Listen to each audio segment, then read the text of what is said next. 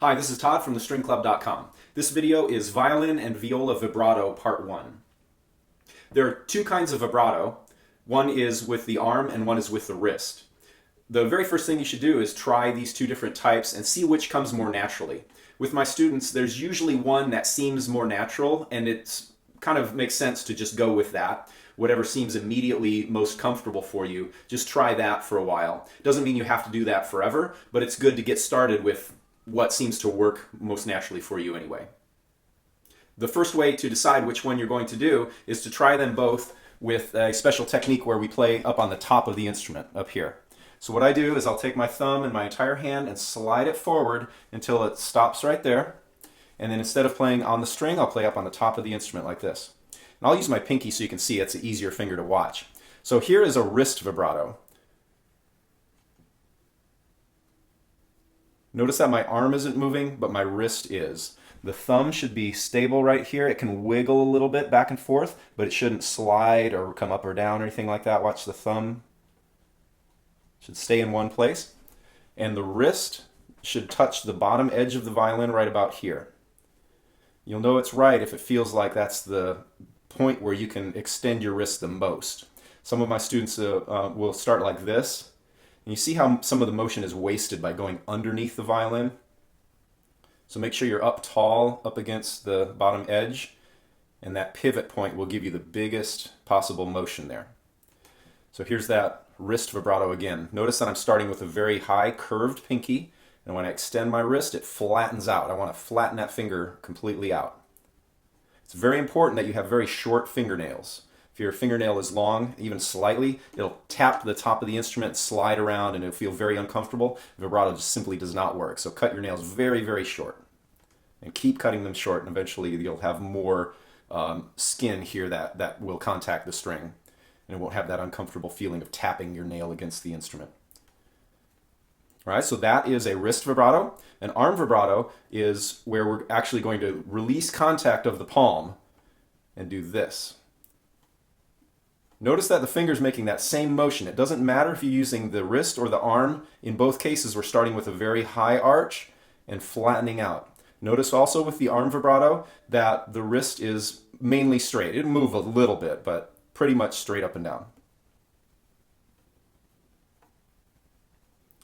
So a few tips on this is, first of all, make sure that you're not pressing very hard with this finger. Touch very lightly. If you press hard, it makes it really awkward and feels like you can't move. So play really light, and never, never, never, this is the most important thing, move both your arm and your wrist. If you do this, which is what a lot of beginner students do, you're actually moving a great deal, but hardly getting any vibrato motion. See how the finger is not really laying down flat? So I'm wasting a lot of motion for almost no vibrato. We want either all arm or all wrist. So try those two types for a while with all your different fingers. Here's what the third finger looks like. Wrist vibrato and arm vibrato. Second finger and first finger.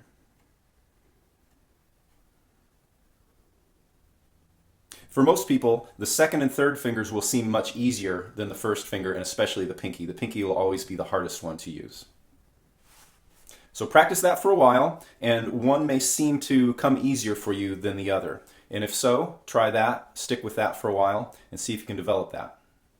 This is a very handy exercise because it doesn't make any sound. With my students, I'm always telling them, hey, when you're just sitting around watching TV, watching a movie, whatever, grab your instrument and do some vibrato practice. It won't bother anybody else in the room, and you get your practice time in, just like this.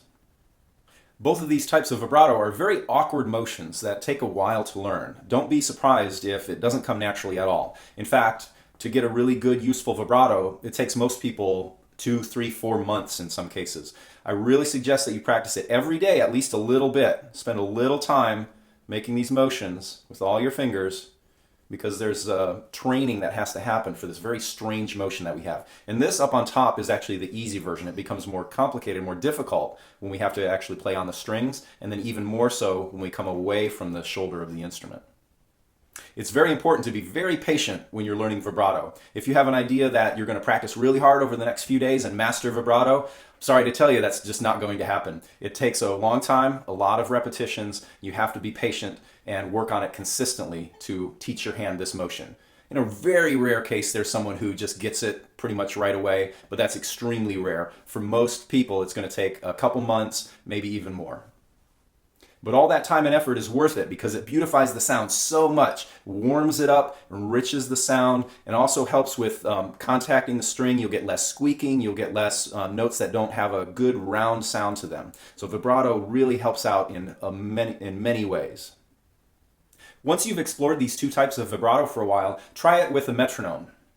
I set the metronome at 60, and I'll do one oscillation per beat. So I go 1, 2, 3, 4. If you're getting the maximum vibrato motion and it feels comfortable, then go to eighth notes. 1 and 2 and 3 and 4 and. When that feels comfortable, go to triplets. Triplet, triplet, triplet, triplet, and so forth. Keep accelerating. 1 E and 2 E and 3 E and 4 E and.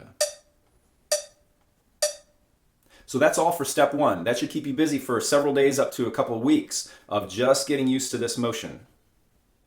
I'll be back soon with step 2.